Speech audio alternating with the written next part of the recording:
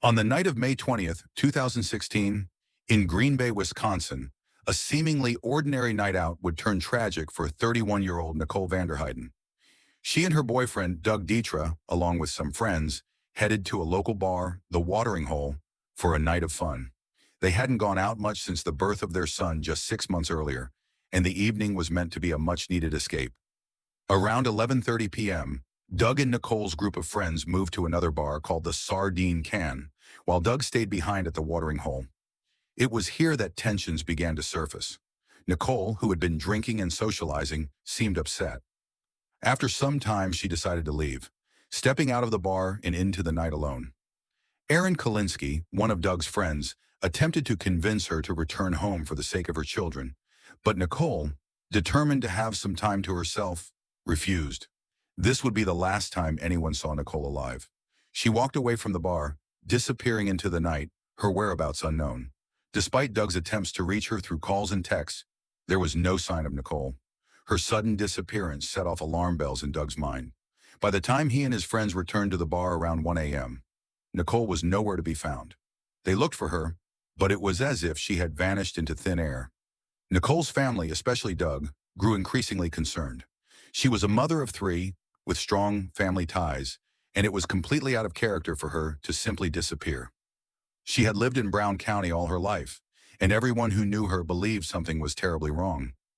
Doug was frantic, unsure if his girlfriend had simply run away or if something more sinister had occurred. But as the hours passed with no word from Nicole, the possibility of foul play became more likely.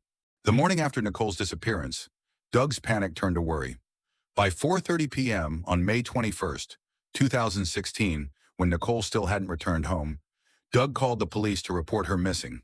But across town, a disturbing discovery was already being made. Two teenage boys working on a farm field off Hoffman Road spotted what they initially thought was a dead deer. As they got closer, they realized it was something far more sinister, a human body.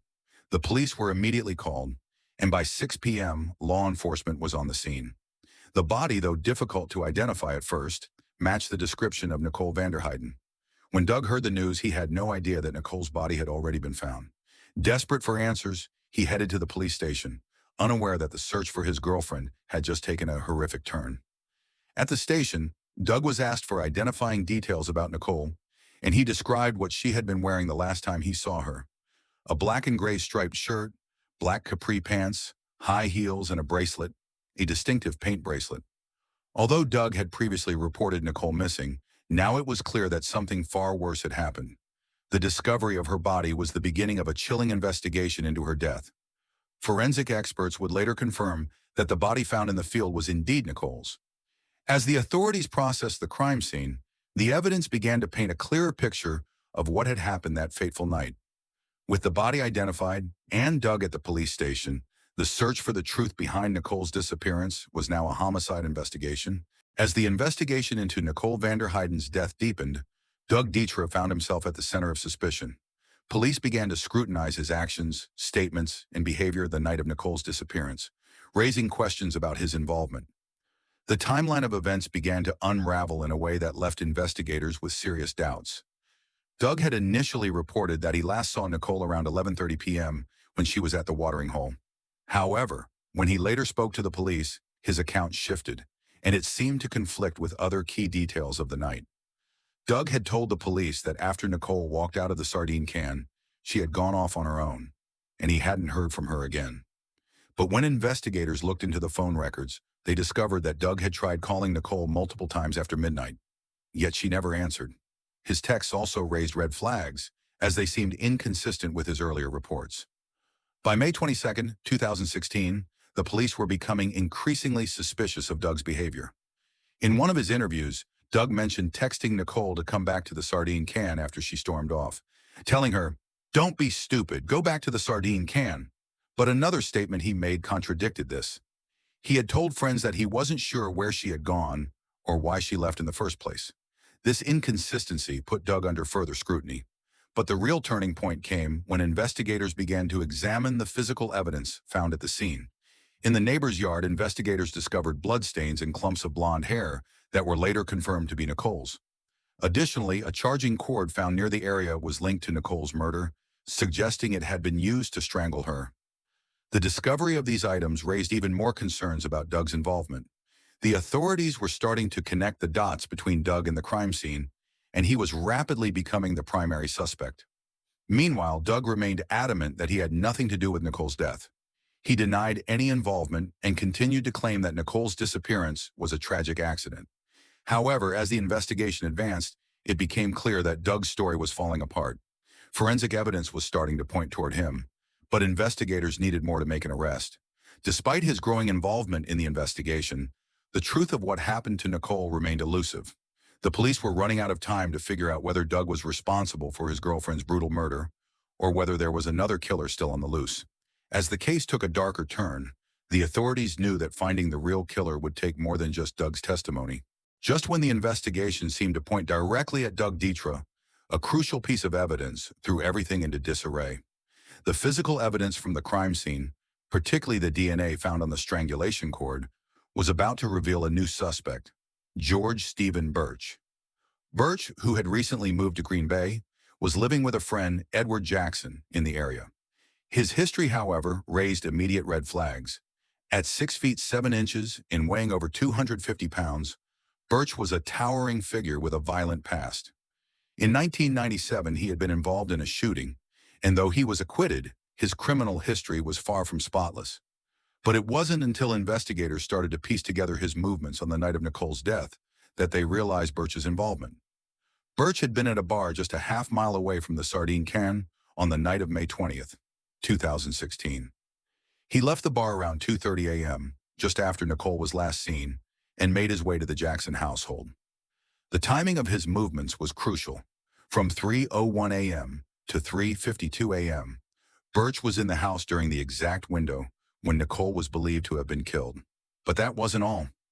Just after 4 a.m., Birch drove to the highway ramp where Nicole's bloodied clothes were found and later made his way to the farm field where her body was discovered. Investigators now had him at the scene of both the crime and the body disposal, raising serious questions about his involvement. Birch's connection to Nicole deepened when he made a shocking admission. In an interview, he confessed that he had encountered Nicole that night and had driven her to his house. He claimed that things quickly turned violent after Nicole refused to have sex with him, and he became enraged. According to Birch, Nicole tried to leave, but he dragged her back to his vehicle and sexually assaulted her. He then claimed Doug Dietra showed up and forced him at gunpoint to help dispose of Nicole's body. But Birch's story was far from straightforward, and the details didn't match up with the evidence. The DNA on the strangulation cord was a critical piece of evidence that ultimately linked Birch to Nicole's murder. The cord, which had been found near the crime scene, was not linked to Doug's DNA, as investigators had originally suspected. Instead, it contained Birch's DNA, as well as Nicole's, proving that Birch was involved in her brutal killing. As the investigation continued, the story behind Nicole's murder became clearer. George Birch's violent history and his actions on the night of May 20th, 2016, led police to the conclusion that he was the true killer. The arrest of Birch, who had been lying about his involvement, marked a significant turning point in the case. With Birch now at the center of the investigation, the truth about what happened to Nicole Vanderheyden was finally beginning to surface. The trial of George Stephen Birch would bring justice to Nicole Vanderheyden's family, but it was a long and painful journey to get there. After Birch's arrest, the evidence against him continued to pile up. His DNA was found on the strangulation cord, and his movements that night were confirmed by cell phone records and surveillance footage. As the pieces of the puzzle fell into place, it became clear that Birch was the one who had brutally murdered Nicole. Birch's defense, however, tried to blame Doug Dietra for the crime, claiming that Doug had forced him at gunpoint to help dispose of Nicole's body. But this claim was unsupported by the evidence, and as the trial progressed, it became clear that Birch's story was fabricated. He was ultimately convicted of first-degree intentional homicide in a case that shocked the community of Green Bay. The conviction of George Stephen Birch brought some closure to Nicole's family, but the damage had already been done. Nicole's young children were left without a mother, and Doug, who had initially been a suspect, was forced to live with the guilt of being part of a tragic and heartbreaking ordeal. Despite his exoneration, Doug's life was forever changed by the events of that fateful night. In the aftermath of the conviction, Nicole's family sought justice in a different way. They filed for restitution, seeking financial compensation for the loss of their loved one.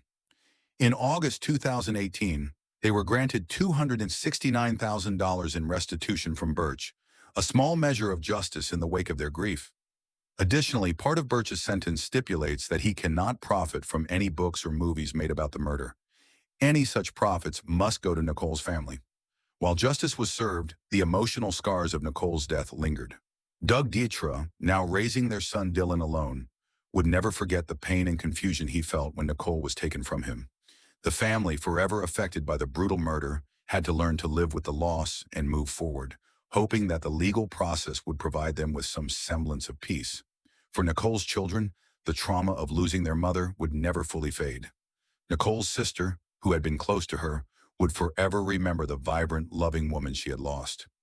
As for the community of Green Bay, the murder of Nicole Vanderheiden left a lasting impact, a reminder of the violence that can lurk in the shadows, even in small, tight-knit towns.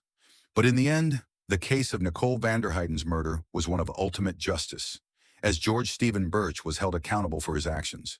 The story of Nicole's life, her death, and the fight for justice will always be remembered as a tragic chapter in Green Bay's history.